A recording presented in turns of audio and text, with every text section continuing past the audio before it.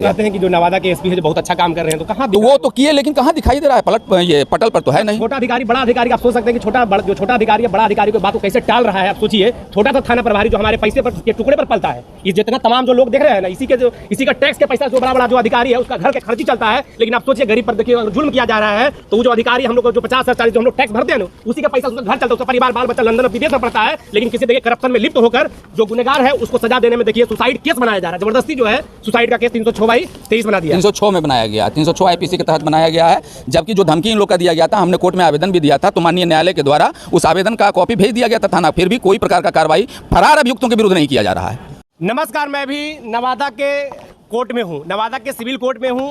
और यहाँ पे आप देख सकते हैं कि हमारे साथ सीनियर वकील साहब हैं। इधर जो डोपटा गांव में एक घटना घटी है, जो एक मोनाली कुमारी नाम की लड़की थी, उसको जिंदा जला दिया गया। जिंदा जला दिया, आप सोच सकते हैं, वह लड़की जो है प्रेम प्रसंग का मामला था। वो लड़की जो है प्रेम प्रसंग रहते वो जो है रिलेशनशिप में अपने जो प्रेग्नेंट हो गया। प्रेग्नेंट होने के बाद जो लड़की जो है लड़के के ऊपर शादी के लिए दवा बनाने लगी। लेकिन वो लड़का, सोचिए, वो लड़का जो है अपने घर में उठाकर लड़की को जिंदा जला दिया। और नवादा जिला के रजौली थाना का जो प्रशासन निकम्मा है, अब सोचिए उसकी घटना को। अब सोचिए कि आपको अगर सुनिएगा तो जहन पूरा जो है आपका जो रूह कांप जाएगा। वो जो है जो कोई भी अगर सदर अस्पताल से, कोई भी हॉस्पिटल से अगर डेड बॉडी जो है किसी परिजन को दिया जाता है, आप सोचिए कि जो घटना घटा है, वो लड़की को जो डेड बॉडी है, जो दोषी है उसको दे दिया गया और जो दोषी को जिंदा जला दिया गया। आप सोचिए। अब देखिए जो पीड़िता है, ये पीड़िता बताएंगे क्या घटना घटा सर आपके साथ। जिंदा जला दिया सर।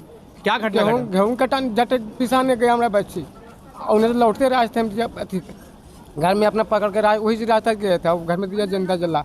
अच्छा, मोनाली कुमारी, मतलब ये कब का घटना है? 13 मार्च का। लड़की क्या करने के लिए गई थी? गेहूँ पिसाने गई थी। गेहूँ पिसाने के लिए गई थी। अच्छा, लड़का का नाम क्या है? सोनू कुमार। सोनू कुमार है। अच्छा, तो लड़का मतलब जो प्रेम प्रसंग का मामला था ना जी। तो अच्छा, रजौली जो थाना था, तो आप लोग वहाँ पर कंप्लेन किए थे? जी किए, 3 दिन के तो बाद। 3 दिन के बाद। जोर से बोलिए। 3 दिन के बाद किए सर, दवा में तो। अच्छा, रजौली काम तो फिर अगला बेटी भी अच्छा, मतलब अच्छा, उन लोग आपको धमकी देने लगा कि अगर आप इस तरह का अगर थाना में FIR कीजिएगा तो आपको घर से बाहर निकलने नहीं, जिस तरह का उसके साथ हुआ उसके आप सारे परिवार के साथ करेंगे। जी सर। अब सोचिए, नवादा जिला में जो इस तरह का घटना घट रहा है, गरीब, आप सोच सकते हैं कोई बड़ा आदमी नहीं है। सोचिए, इस सब गरीबों के ऊपर नवादा में दिन प्रतिदिन यहाँ की जो शासनिक व्यवस्था है, आप सोच सकते हैं क्या हालत है। इन लोग गरीबों को किस तरह जुल्म किया जाता है। अब बताइए, इनके बेटी को अपना घर में लड़का बुलाकर उठाकर जिंदा जला दिया। आप सोचिए, माचिस मार के जिंदा जला दिया, करासन तेल छिड़क कर। आप सोचिए, ये लड़की की माँ है, क्या हुआ आपके साथ बताइए तो। मेरी बेटी गई थी गेहूँ पिसवाने के लिए 13 तारीख का, और उसी बीच में 2-2.5 के लगभग में गई थी, और उसके बाद में वो बुलवा करके करासन तेल छिड़क करके जला दिया। अब सोचिए, थाना प्रभारी की आप गलती देखिए। थाना प्रभारी जो है डेड बॉडी को, लड़का का जो परिजन है, जो लड़का दोषी है, उसको डेड बॉडी दे दिया। और लड़का जो है जो अपना जो दाह संस्कार होता है वो लड़की के परिवार को करना चाहिए। लेकिन वो लोग खुद उसका जो डेड बॉडी को जला दिया। उसका देखिए हमारे साथ वकील साहब से बात करें। सर, ये जो केस है कब से रजिस्टर्ड हुआ रजौली थाना में? जी हाँ, देखिए, ये चूँकि मामला जो है सो घटना 13/3/2023 का है, लेकिन 13/3/2023 को लाश के साथ जब उसे जलाकर मार दिया गया अभियुक्त अपने घर में, अपने ही घर में जलाकर मारने के बाद उसी का एक, जैसा कि FIR के अनुसार बताया जाता है कि एम्बुलेंस चालक उसी का गोतिया थे, मंजीत सिंह नाम उनका बताया जाता है, पिता रामवृक्ष सिंह, वो भी थे सम्मिलित। वो एम्बुलेंस से नवादा अस्पताल लाए, नवादा अस्पताल में उनका इलाज हुआ, लेकिन रेफ़र कर दिया गया पावापुरी विम्स जाने के बाद वहाँ पर लड़की का देहांत हो गया, मृत्यु हो चुकी। वहाँ से पोस्टमार्टम भी न कराया गया, बल्कि सभी का किसी न किसी प्रकार से मिलीभगत रहने के कारण विदाउट पोस्टमार्टम लड़की को ला करके दोपटा गांव में 4 बजे सुबह में ही जला दिया गया, दाह संस्कार कर दिया गया। दाह संस्कार किया, ये कौन किया था? ये दाह संस्कार जो है सो अभियुक्त, जब बताया जाता है कि अभियुक्त गणों के परिवार ने ही दाह संस्कार किया, इसलिए कि सूचक के परिवार के पास उस लाश को सौंपा ही नहीं गया। और सूचक को 3 दिनों तक, जैसा कि बताया गया है, हमें जैसा मालूम हुआ है कि सूचक के परिवार को 3 दिनों तक अभियुक्त गण के सारे लोग मिल करके कब्जा करके रखे, जिसके कारण कि जो है सो FIR दर्ज होने में विलम्ब हुआ। तो ऐसा तो कानून में नहीं लिखा गया है ना कि मतलब जो बताइए अभियुक्त जो है जो डेड बॉडी को जला रहा है, कहीं ना ये कहीं ना कहीं रजौली थाना का मिली भगत है। और वो रजौली थाना के FIR दर्ज 302/34 में काफ़ी दबाव पड़ने के बाद हुआ, लेकिन होने के बाद किसी की गिरफ्तारी नहीं हो रही थी। काफ़ी दबाव पड़ने के बाद किसी न किसी प्रकार से दिनांक 6/4/23 को अभियुक्त सोनू कुमार की गिरफ्तारी हुई। लेकिन अब जो है सो मोहम्मद शहरोज़ अख्तर के द्वारा जो अंतिम प्रपत्र भेजा गया, ये पुलिस बिल्कुल ही सरासर इस केस को किसी न किसी प्रकार से ये गलत साबित करने के दृष्टिकोण से 306 धारा IPC के तहत वह जो है सो चार्जशीट समर्पित किया है। जबकि मामला जो है सो यह बिल्कुल क्लियर कट मामला है। 302/34 का 376 पॉक्सो एक्ट लगना चाहिए।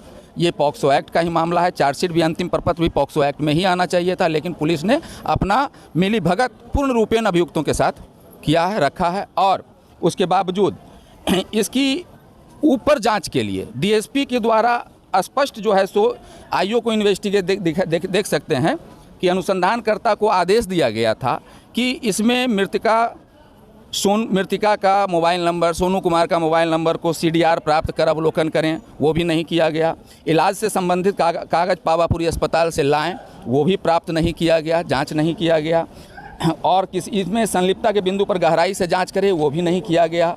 एम्बुलेंस चालक मंजीत सिंह की गतिविधि का प्रथम दृष्टया संदिग्ध प्राप्त होती है, वो भी नहीं लिया गया।